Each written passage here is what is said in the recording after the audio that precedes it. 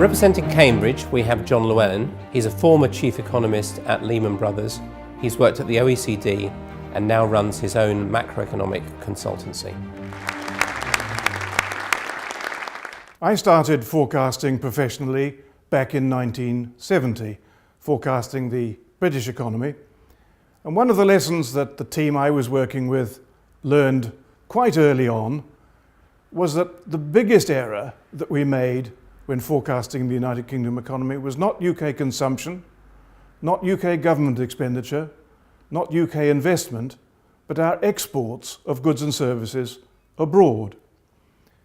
It followed from that the most useful way in which we could improve the accuracy of our forecasts for the UK was to improve our forecasts for the rest of the world. And if that was true then, when exports were about 18 or 19% of GDP, it's even more true today when exports are some 30% of GDP. We sell nearly 1/3 of our total production of goods and services to countries abroad. So it follows that if we make mistakes in forecasting the British economy, the chances are pretty high that those mistakes will have emanated from abroad. And that's fairly easy to see when you think of the problems that are in Russia at the moment, what's happened to oil prices and commodity prices more generally, the turmoil that is causing for a large range of emerging market countries and other primary producers, so ranging from Argentina or Brazil to Australia or Malaysia. And then, of course, there's a possibility of unforeseen developments on the continent of Europe, which is our largest trading partner of all. I emphasize that because if you look at how the UK is poised at the moment, were it not for the rest of the world, I think you'd feel fairly secure in saying momentum will carry it through. We have a recovery, it's based on consumption, it should continue reasonably strongly unless it's shocked off its course. At the moment, the forecast that I have for the United Kingdom is that GDP will grow at about 0.5% per quarter through each of the 4 quarters of next year.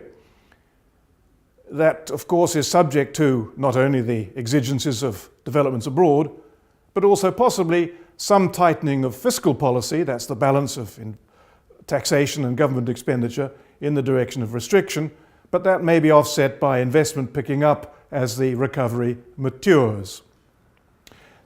The biggest internal determinant of growth, however, is private consumption. And here I think there is some cause for optimism.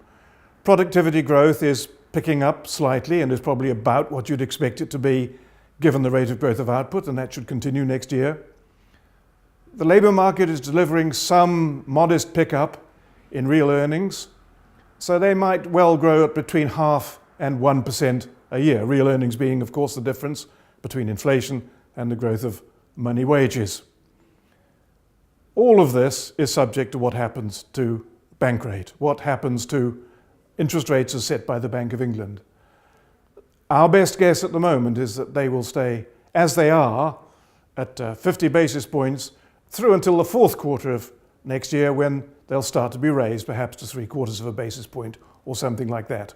So a very steady year, but subject to exigencies of developments abroad.